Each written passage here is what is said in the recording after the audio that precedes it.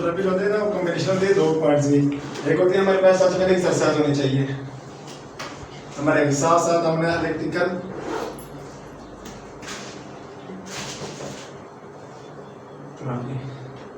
Exercise साथ electric, क्योंकि सिर्फ एक्सरसाइज जो है ना प्रॉपर, जो अगर एक्सरसाइज करे जाए ना तो इसको हम कहते हैं कि एक किस्म के मालिशी जो होते हैं, नाम जुबान कहते हैं कि मालिशी है। क्योंकि अगर बगैर डिग्री के बगैर एक्सरसाइज के उसके किसी प्रोफेशन की वो एक्सरसाइज कराते हैं, मोस्टली होते हैं 200-300 रुपये में आजकल रोडों में मिलते भी हैं कि मालिश करवा के आ रहे हैं, उनका काम ही सिर्फ एक्सरसाइज करते हैं। एक्सरसाइज में क्या होता है, एक एक्सरसाइज से हमारे पेशेंट बढ़ते हैं, क्योंकि उनका ना कोई एंगल होता है ना कोई प्रॉपर मेथड होते हैं, बस उनके जो है दूसरे से देख लिया कि इससे पट्टे थोड़ा सा वो है रिलैक्समेंट होता है, वो शुरू हो जाते हैं। जैसे कि आपने शायद देखा हो कि किसी कहते हैं कमर में वो जुबान में कहते हैं चुक निकलना, चुक कहते हैं जो भी कहते हैं, उसके हैं हमारे पट्टे जो होते हैं वो ट्विस्ट हो जाते हैं, जिसकी वजह से हमने उसको पट्टे की टेंडन को रिलीज करने के लिए हमने इलेक्ट्रिक वो है एमएस अप्लाई करते हैं और प्रॉपर इसकी थेरेपी होती है 10 से 12 दिन की। लेकिन अगर आप किसी आपका वो है अडी जोड़ के पास या नॉर्मल जो आजकल बैठे होते हैं कि इसको उसकी मोची के पास रहे इसके पास चले जाओ, वो करते हैं उसके ऊपर चढ़ के इधर से टांग और इधर से हाथ पकड़ के यूँ उठाते हैं, कमर के ऊपर यूँ चढ़े थे, जिससे हमारे डिस्क सेट हो जाते हैं या कोई भी उसके स्पाइनल इश्यू स्टार्ट हो जाते हैं। ठीक है, एलिक्टेशन से हमें कहता है ना कि एलिक्टिक से जितने भी हैं जैसे कि टेंस वगैरह होगी मोडालिटीज में ईएमएस अल्ट्रासाउंड और बाकी मोस्टली वेट लॉस के लिए भी है हमारे पास, तो वो डिवाइसेस यूज करते हैं प्रॉपर पॉइंट्स के साथ, प्रॉपर उसकी इंटेंसिटी और डिजीज के मुताबिक जिस जगह पे क्या अप्लाई करते हैं और किस तरह अप्लाई करते हैं।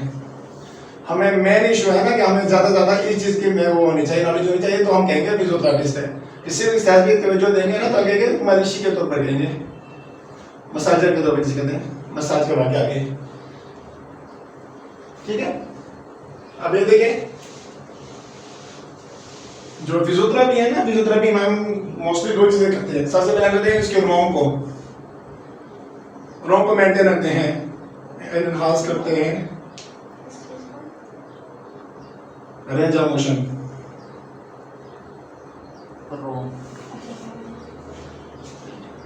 ठीक है।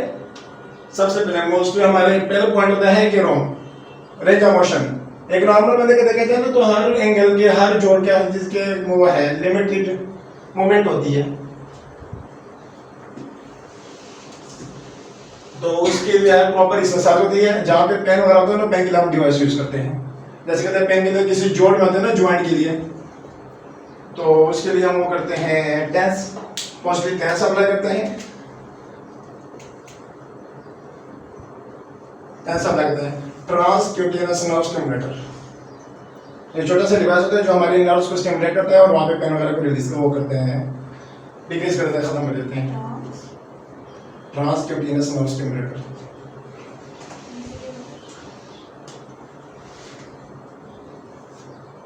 और साथ आगे हम एक ज्वाइन हो गए ना बोन्स के हिसाब से कहते हैं मसल के लिए, मसल के नाम है ईएमएस, इलेक्ट्रिक मसल स्टिमुलेटर।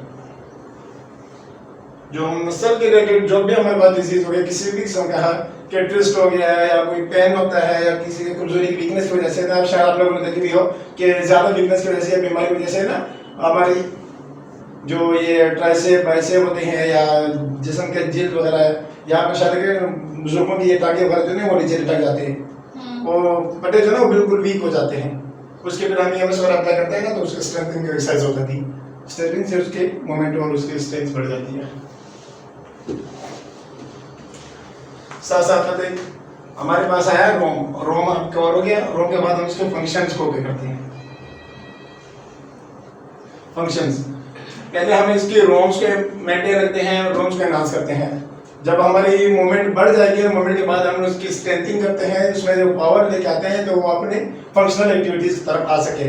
जैसे कि एक स्पोर्ट्समैन है, पहले हम कहते हैं ना कि उसके इंजरी भी, एंकल इंजरी हो गई या हाथ में एल्बो वगैरह कोई भी जोड़ लग गए, पहले उसके हमने वो है इंजरी को ठीक करते हैं।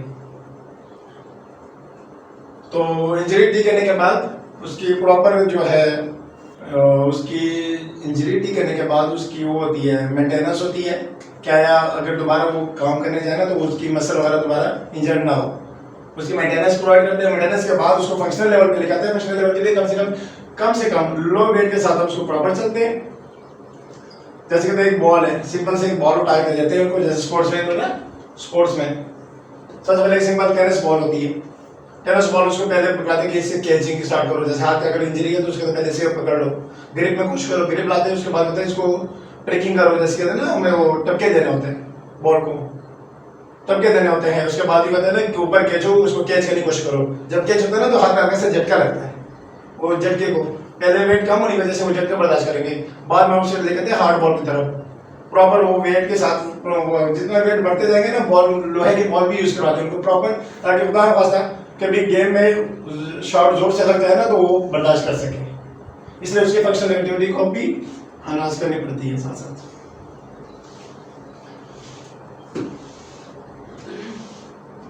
इसके अलावा देखे जाए ना तो हमारे पास अब एक्सरसाइज की तरफ आएंगे। एक्सरसाइज होंगे तो उसके टाइप्स मुख्तलिफ किस्म के होते हैं। सबसे पहले हमने देखना होता है कि एक्टिव और पैसिव है। एक्टिव पैसिव से आपको भी पता चल जाएगा कि एक्टिव जो है ना वो पेशेंट खुद करने वाले काबिल हो गए कि इसको खुद क्या कहते हैं कि वो एल्बो की फ्लेक्शन वगैरह करे, उसकी फ्लेक्शन कर ले इस तरह मुकम्मल तौर पर ना कि वो मूवमेंट खुद कर सके, वो एक्टिव होती है। एक्टिव में फिर आगे मजीद आती है ना कि एक्टिव स्किल्स एक्टिव उसके कंप्लीट फिर आगे आती है वो अभी न पड़े। और पैसिव में ये है कि हमारे फिजियोथेरेपी जो होता है ना, किसी पैरालाइज पेशेंट की, जैसे कहते हैं फारिज हो गए, बिल्कुल पैरालाइज है, बेड पेशेंट है, उनकी फिर हम जो फिजियो करते हैं या उनकी जनरल मूवमेंट करते हैं तो उसको हम पैसिव मूवमेंट कहते हैं। उसके बाद आती है ना मजीद दो किस्म के नहीं सॉरी 3 किस्म के आते हैं, आइसोमेट्रिक, आइसोटोनिक और लास्ट में है आइसोकाइनेटिक। सो ये भी टाइप्स है जी। इसमें 3 किस्म के टाइप्स आते हैं। आइसोमेट्रिक का मतलब है मीटर से, आपने इसको याद रखना है कि मीटर, मैट्रिक मैंने मीटर मतलब इसे कहेंगे आइसो मतलब सेम मीटर लेंथ। ऐसी एक्सरसाइज जिसमें हमारी उसकी मसल की लेंथ सेम रहे, उसको चेंज नहीं करें। जैसे कहते हैं कोई भी एक्सरसाइज है, इसमें कहते हैं आइसोमेट्रिक, जैसे नी का पेन होता है, हम नीचे कोई बॉल या कोई टॉल वगैरह रोल करके नी के नीचे रखते हैं, कहते हैं प्रेस करें। अब यहाँ रख रहे हैं ना, इसको प्रेस करना है, सर प्रेस करना होता है। जैसे कि हमारे नेक के होते हैं मोस्टली, इसको हम इधर सपोर्ट देते हैं, रोकते हैं, तो उसे कहते हैं साइड पे जोर लगाए, फिर आगे की तरफ, पीछे की तरफ यूं। हमने इसको मुकम्मल तौर पर उसको मूवमेंट होती ही नहीं है, हमने रोका होता है सिर्फ ये कि अपनी जो जोर लगाता है ना वो होती है आइसोमेट्रिक एक्सरसाइज, जिसमें मसल की लेंथ वगैरह चेंज नहीं होती। ये बात दूसरी हमारे पास आता है आइसोटोनिक, ट्यून, जो आइसोमेट्रिक सेम ट्यूनिंग इसकी है, ट्यून चेंज वो है सेम रहती है। ट्यून मतलब उसकी टेंशन वगैरह किसमें वो नहीं होती कंप्लीट। टेंशन में क्या हम कहेंगे, क्या इसमें कि हमने कोई कराते हैं बॉल है या कोई वेट वगैरह देते हैं। अब ये हमारे पास डस्टर है, ज़्यादा समझ लीजिए 1 kg का है, मैंने ऐसे उठाया, अपने फ्लेक्शन वगैरह कर रहा हूँ, 1 kg है ना, चेंज तो नहीं हो रहा, ऊपर भी वही 1 kg, नीचे भी होना चाहिए। जो हमने इसको टेंशन दिया, जो उसको हमने रेजिस्टेंट अप्लाई किया ना, वो एक ही सेम होनी चाहिए। और लास्ट होता है हमारे पास आइसोकाइनेटिक। आइसोकाइनेटिक जो है ना, उसमें काइनेटिक में कहते हैं स्पीड, ठीक है, आइसो मतलब सेम। ऐसी एक्सरसाइज जिसमें स्पीड सेम हो, जैसे कहते हैं आपने शायद देखे भी हो कि हम ट्रेडमिल में सर वो करते हैं ना, वर्क करते हैं, तो उसमें पहले स्पीड हम मेंटेन रखते हैं कि हमने 20 की स्पीड से ही चलना है और 5 मिनट तक चलना है। ये होता है कि स्पीड, हमने स्पीड चेंज नहीं किया ना, बाकी एक्सरसाइज आप वेट उठा रहे हैं जो भी मर्जी करें, लेकिन वो आती है काइनेटिक में, वो एक्सरसाइज जिसमें हमारी स्पीड मेंटेन है, ठीक है। उसके बाद लास्ट आती है हमारे पास, जो मोस्टली आप लोगों ने सुना भी है और शायद आपने फिजियो की वो प्रिस्क्रिप्शंस भी पढ़े भी हो, कि स्ट्रेंथनिंग एक्सरसाइज और स्ट्रेचिंग एक्सरसाइज, और दूसरा आता है हमारे पास स्ट्रेंथनिंग एक्सरसाइज, ठीक है। स्ट्रेचिंग एक्सरसाइज होती है ना, स्ट्रेचिंग, वो जो मसल पे हम स्ट्रेच अप्लाई करते हैं ना, जो खिंचाव पड़ता है उसको कहते हैं। जैसे कहते हैं हम एसएलआर करते हैं, एक नॉर्मल पेशेंट के भी, अगर हम एक नॉर्मल पर्सन के हम एसएलआर करते हैं तो उसमें भी पेनफुल होता है। अब इसके साथ मैं क्लास में बता दूं, जैसे एक पेशेंट हमने मुकम्मल तौर पर उसको लिटा दिया है, बिल्कुल एक्टिव होके रिलैक्स होके। इसकी एक जो है लेग को इसको हमने बिल्कुल फिक्स रखेंगे, ना हिले, और इस वाले को हमने उठाना है 90 डिग्री पे, ठीक है। इसको 90 डिग्री पे हमने फोल्ड करना है, बिल्कुल फ्लैक्स कराना है इसको। जो फ्लैक्स करने के बाद हमारे पास आती है ना ये फिंगर्स एरिया, फिंगर को जब हम नीचे की तरफ प्रेस करेंगे ना, तो हमारे यहाँ पे नी के नीचे जो गाम मसल है और ये फ्रीकोम मसल जो है, इन दोनों पे एक वो है खिंचाव पड़ेगा। इस खिंचाव को कहते हैं कि SLR की स्टिचिंग कराना। इसमें क्या हम इस हिसाब से करेंगे SLR स्टिचिंग एक्सरसाइज।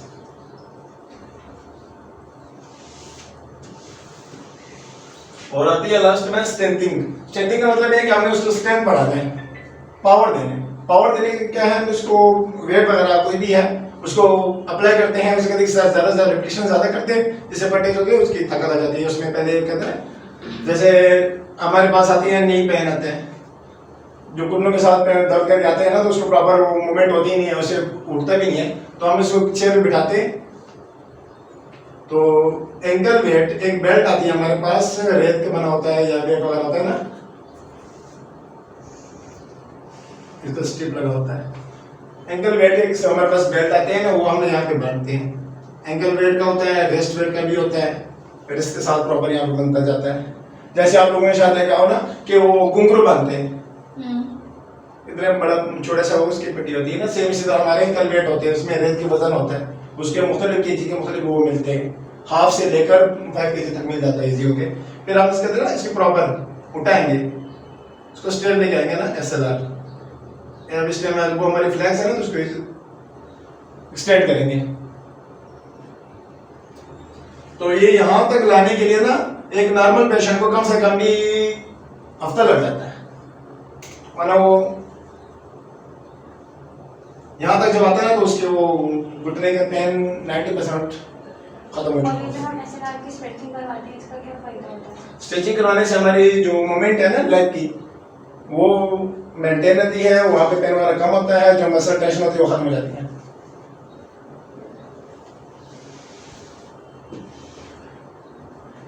इस तरह टैप्स और जो खत्म हो गए। आगे आप बता दें कि किसके बारे में कौन सी सच बताऊं। आपने ये टाइप्स बताई एक्सरसाइज की, स्ट्रेचिंग है, दूसरी लेंथिंग है या मीन के मेट्रिक, इसको वेट ये किस पर्पस के लिए, जैसा अभी आपने बताया स्ट्रेंथन है, उसे किस डिजीज में यूज किया जा सकता है? ये प्रॉपर जनरल एक्सरसाइज है, जनरल एक्सरसाइज है, मीन के हेल्दी मैन के लिए भी और उसके लिए भी। इसके क्या बेनिफिट्स क्या हैं, इसके थोड़ा सा बता दें। जितनी भी एक्सरसाइज आपने बताई इनके बेनिफिट्स क्या क्या क्या हैं?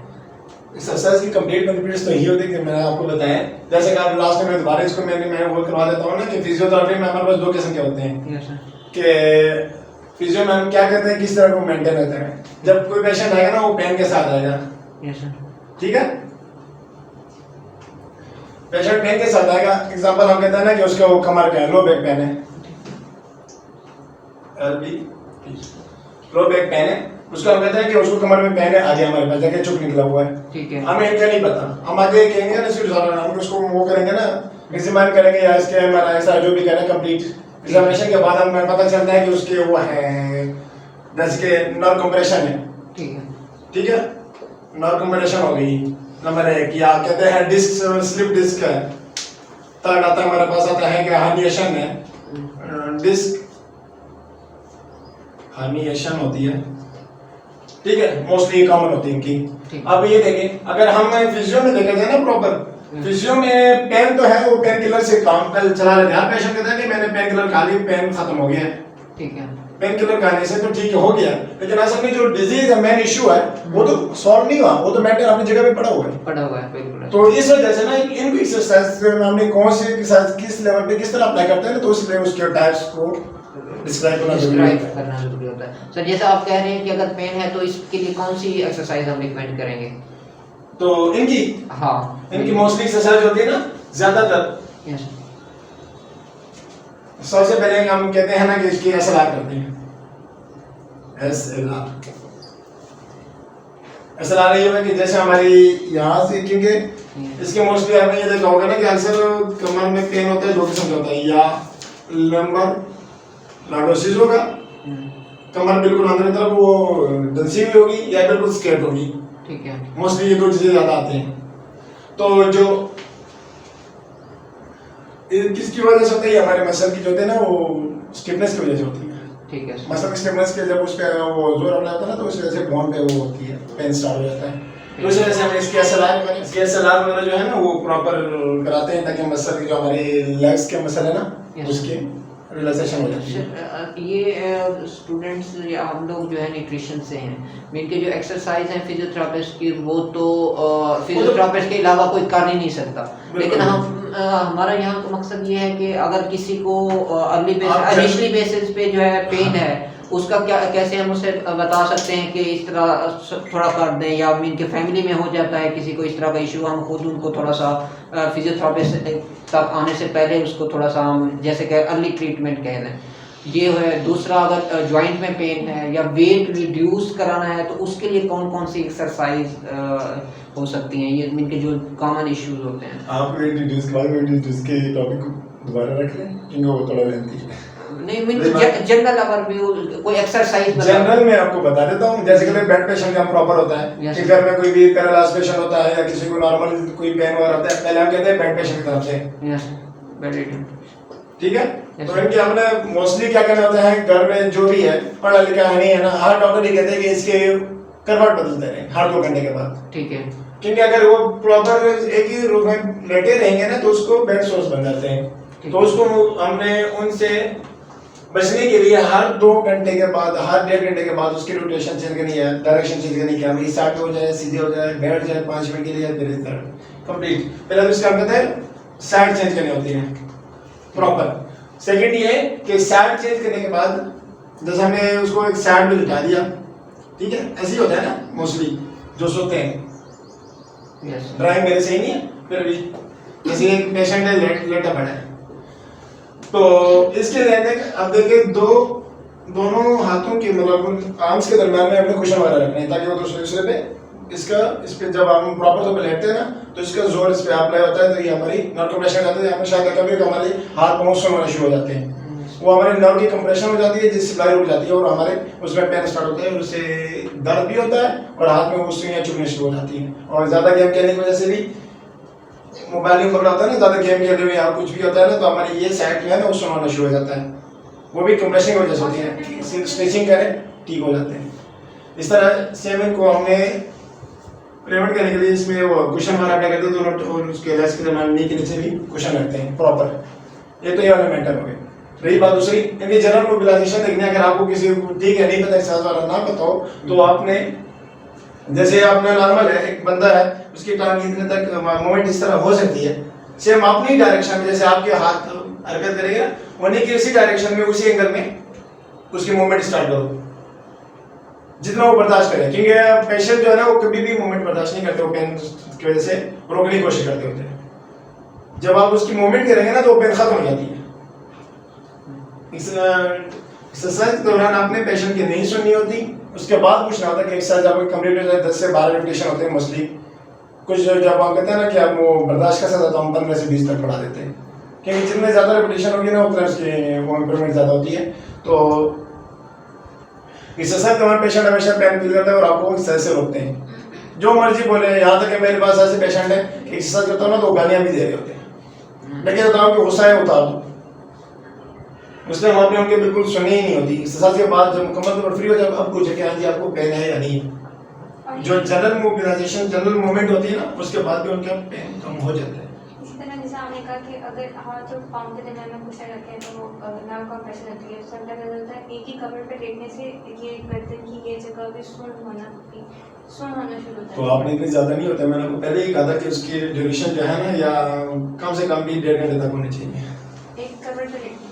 नहीं, अगर एक नॉर्मल पर्सन हो जाता है एक रूटीन से हटके ऐसा हो जाता है तो उस सिचुएशन में क्या करना चाहिए?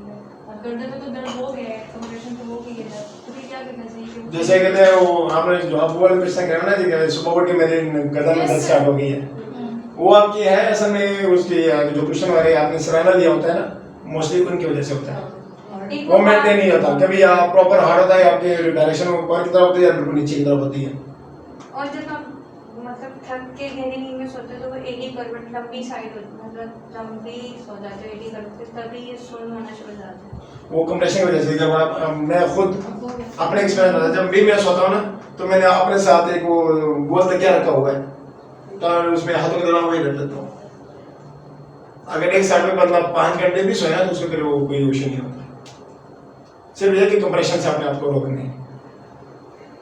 और आप लोग कहते हैं ना हाथ यूं रखे सोते हैं, या कभी कभी हमने एक साइड पे तकिया रखी ना यूं बैठ जाते हैं कोनी रख के, तो हमारे हाथ सुनाना शुरू हो जाते हैं। क्यों? यहाँ पे हमारी कंप्रेशन स्टार्ट होती है, नर्व कंप्रेशन होती है अंदर रोटेटिंग नर्व की तरफ।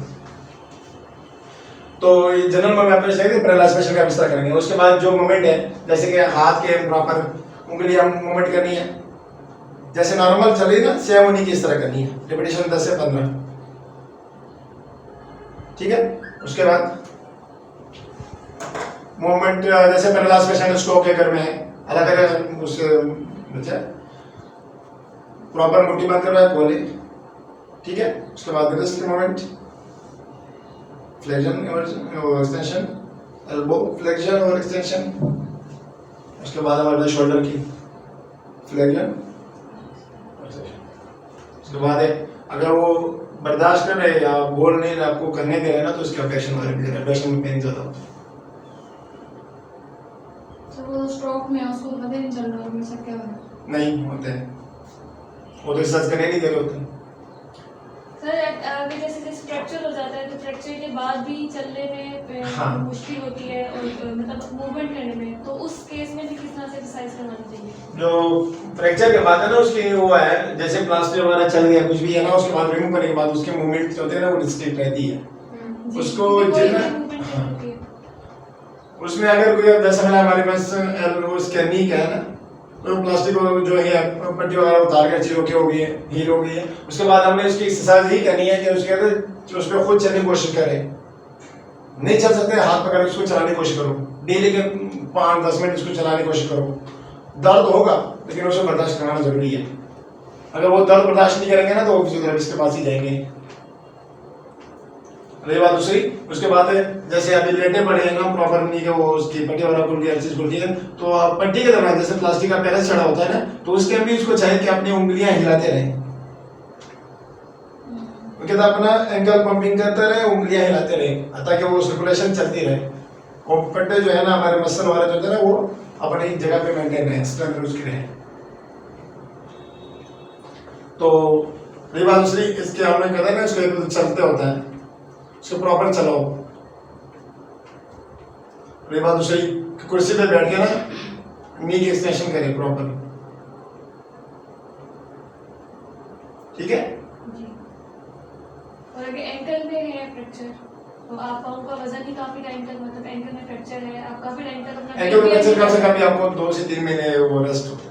रेस्ट के बाद वो 2 से 3 महीने बेड रिडन होने के बाद आपको अपना मतलब वेट जमीन पे रखने में काफी मुश्किल होती है। हाँ। लोगों को खड़े होने में भी काफी मुश्किल होती है कि वो कैसे स्टेबल है, तो उस केस में किस तरह से उनको सेम जैसे आपकी नी का है उसी तरह आपने एंकल पे भी कि उनको खड़ा होने के लिए भी थोड़ा सा सहारा दे support दीजिए, चाहिए। स्पोर्ट वाला प्रॉपर वर्क करके उसको चलाने की कोशिश करो, इस तरह मेंटेन इस तरह वो बढ़ेगा। मैक्सिमम कैलोरीज जो है किस एक्सरसाइज से बर्न होती है मीन के बेड रिटर्न के लिए? जो बैटरी टनल की कैलोरीज बर्न नहीं करे तो अच्छे है। नहीं, काफ़ी सारे होते हैं वेट उनका बहुत ज़्यादा होता है, तो डॉक्टर रिकमेंड करते हैं जैसे कि पल्मोनरी इश्यूज हों, अगर सांस का इशू है तो वहाँ डॉक्टर यही रिकमेंड करते हैं वेट रिड्यूस करें। उनके हमने प्रॉपर रहता है जनरल मोबिलाइजेशन करते हैं ना, उसकी वो रेपिटेशंस बढ़ा देते हैं प्रॉपर। अच्छा, मीन के जनरली जैसे हम कहते हैं कि हम जिम जाते हैं तो कहते हैं ना कि वेट गेन करने के लिए कम वो है रेपिटेशन के साथ वेट बढ़ा देते हैं, ठीक है। डंबल द्वारा उठाते हैं ना तो कोशिश करते हैं कि 10 की रेपिटेशन ले लें, लेकिन वो वेट इंक्रीज करते हैं। इंक्रीज करते जाते हैं। लेकिन कहते हैं वेट लॉस करने के लिए या उसकी वो शेप लाने के लिए, शेप मतलब उसको डिक्रीज ही करने के लिए, तो उसको कम वेट पे रेपिटेशन बढ़ा देते हैं, ट्रिपल उस पे। अच्छा, वेट कम हो लेकिन रेपिटेशन ज़्यादा। जी। अगर बेड रिडन है तो उसका भी उसके भी इस तरह जनरल नोशन की सकते हैं, मील फ्लेक्शन वगैरह करते हैं ना, फ्लेक्शन एसएलआर वगैरह है प्रॉपर, उसको हम रेपिटेशन बढ़ा देते हैं 20 से 25-30 तक कर देते हैं। उससे भी मीन के अगर बेड रिडन है फिर भी हाँ बढ़ाते हैं, वेट रिड्यूस हो जाता है। जितना होता है तो है लाजमी होता है, क्योंकि उसके जो वो है स्ट्रेचिंग और आप कम करें, स्ट्रेचिंग से जो मसल और होते हैं ठीक ना है। वो पुल हो जाते हैं और स्ट्रेंथ होती है। ठीक है। और इसके अलावा कॉमन में जैसे आपने टाइप्स बताई एक्सरसाइज की, कौन कौन सी एक्सरसाइज रिकमेंड की जाती है, या वैसे हम अगर खुद लड़कियां हैं कौन सी एक्सरसाइज कर सकती हैं, या हम लड़के हैं कौन सी एक्सरसाइज कर सकते हैं? वो असल में पता क्या है, प्रॉपर मॉडल के साथ ही होगा। आज मैडम छुट्टी पे बने, मैं उसके थ्रू आपके सारे करवा देता। ठीक है। उसमें ये होता है ना कि उसमें प्रॉपर होता है ना, जैसे सारा दिन काम करने की वजह से पाँव में थकान होती है, कमर में से जाता है, शाम में जाता है ना तो कंप्लीट बंदा जिसम साथ में काम नहीं कर रहा। तो उसके लिए प्रॉपर 4 से 5 एक्सरसाइज है टोटल। ठीक है। सबसे पहले कहते हैं ना, मैं दरवाजे भी ड्रा कर देता हूँ, लेकिन कल तो उसके ऊपर मैं आपको चलो हाँ, पोस्चर बताने में ना बड़ा इशू होता है। पोस्चर पता होना कि किस तरह, वो खुद भी करना चाह रहे होते हैं हम लोग, लेकिन हमें पता नहीं होता, बस भाग दौड़ या इस तरीके से होती है। सबसे पहले कर कि एसएलआर वाली ही है। एसएलआर में आपकी कंप्लीट जो हमारी एसएलआर जो है ना वो हर जगह आपको सुनने में आएगी। ये ना कि इसका एसएलआर ही लेके बैठ गया। एसएलआर में ये ना आपकी लेग की जो पेन है ना उससे आप कंप्लीट तकरीबन 70% आपकी पेन रिलीव हो जाती है, और भारी पान जो टांग वगैरह की होती है ना वो थकान की वजह से वो खत्म हो जाती है। वो 2 तरह से आप कैसे देखते हो, आप करें किसी फिजियोथेरेपिस्ट के थ्रू करवाएं, या मतलब कोई घर में कोई है उनके थ्रू कर लें। नहीं तो सेकेंड हमारे पास आता है कि कोई बेड, उसके बेड के कॉर्नर पे या टेबल पे, जैसे कुर्सी के ऊपर ना टांग सीधा रखे,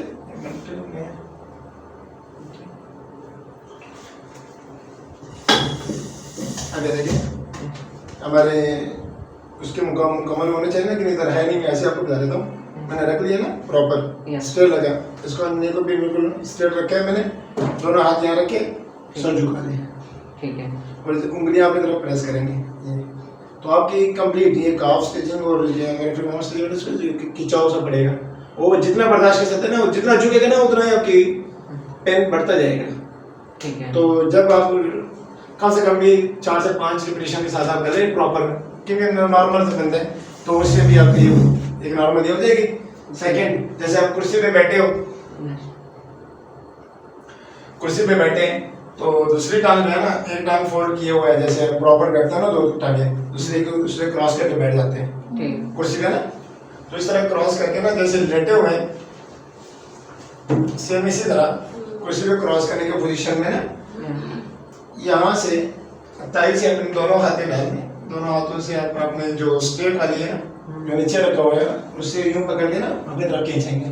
जब खींचेंगे ना तो ये वाले जो पाँव साइड है ना, इसको कोशिश करना है अपने सीने के साथ टच करने की, आपका ये शेप बनेगा।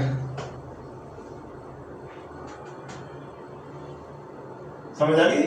नहीं, मैं इसलिए आपको कह रहा हूँ कि जब वो प्रॉपर मॉडल हो तब आपको उसमें सही समझ आएगी। ठीक है। इनके सर ये इस तरह से इसे करीब लेके हाँ, जैसे आप बैठे ना तो दोनों हाथों से आप नीचे ताई पकड़ लें, उस साइड में इसी टांग की लेफ्ट की।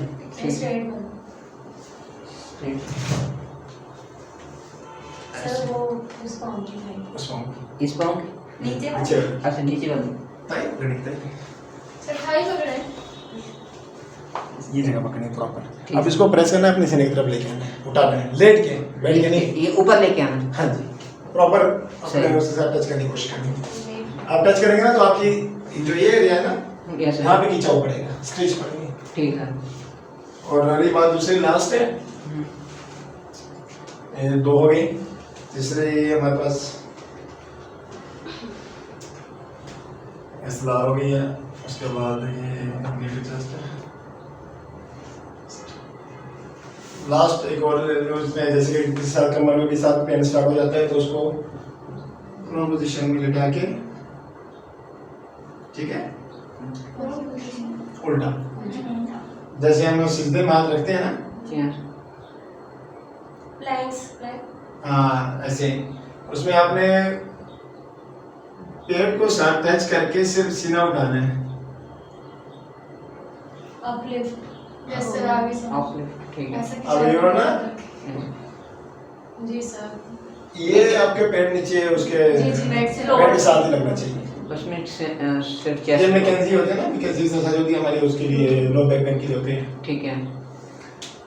तो उसमें एक और आती है हिप बल्जिंग, जैसे नॉर्मल घर में होता है कि हमारे कमर में दर्द हो रही है और उसके प्रॉपर जैसे इसी पोजीशन में था ना, दोनों टांगे फोल्ड करके लेटे पड़े ना, यस दोनों हाथ नीचे बेड के साथ ही है। तो मैंने कहा था कि हमारी जो कमर है ना उसको ऊपर उठाना है, ऊपर, ठीक है, ये मुश्किल ना काम है। और उसको हमारे क्रैम्प होगा ना, याद रखेंगे। हाँ होते हैं क्रैम्प्स होते हैं, लेकिन सर रेगुलर करो। 5 सेकंड के ऊपर होल्ड करना है, उसके बाद कुछ होगा, फिर ऊपर उठाना है, 5 सेकंड होल्ड करना है, फिर रिलैक्स होना है। ठीक है।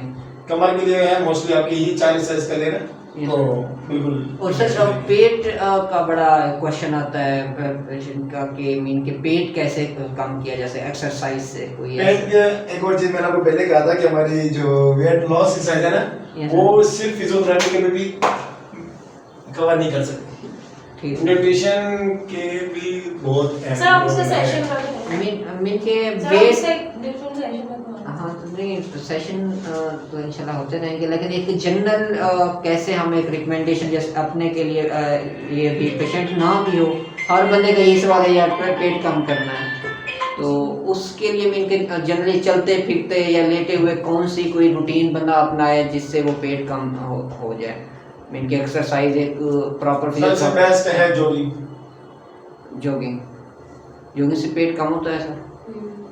और जो बॉयज के लिए हमें जो मेल के लिए उनके लिए क्या है कि फुटबॉल खेलो, ठीक सर,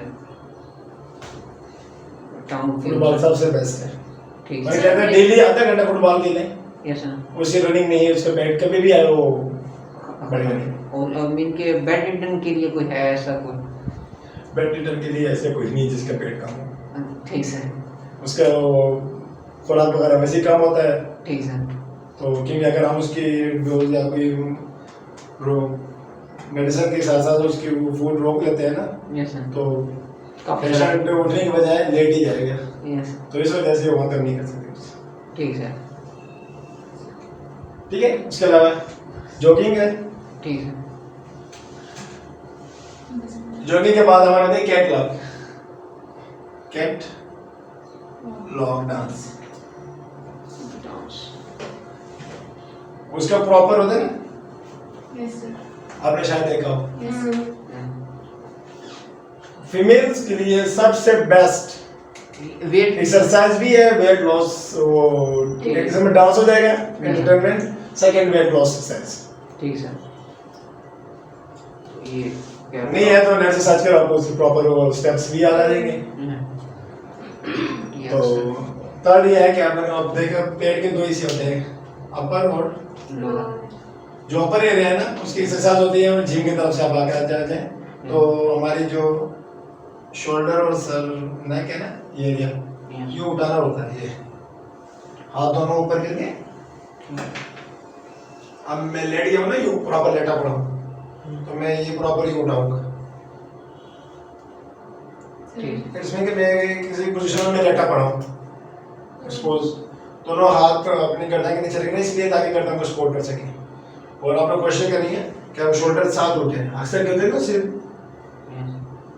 नेक ही हिला रहे होते हैं और यहाँ पे जोर नहीं पड़ रहा होता, ठीक, तो मुकम्मल इसलिए हाथ रखवाते हैं ना यूं इस एरिया में, इस तरह के साथ अपने शोल्डर्स भी बैंड हो जाए। ये पेट के लिए एक्सरसाइज अच्छी है, हाँ। ठीक है, और जो आप एक्सरसाइज करेंगे ना, तो प्रॉपर आपकी जो अपर एरिया है उसमें आपको पेन भी स्टार्ट हो जाएगी उसी टाइम, जितने प्रेशर ज़्यादा करेंगे आपके वो उसके पेट उसके प्रॉपर कम होता जाएगा। ठीक ठीक है, यस सर।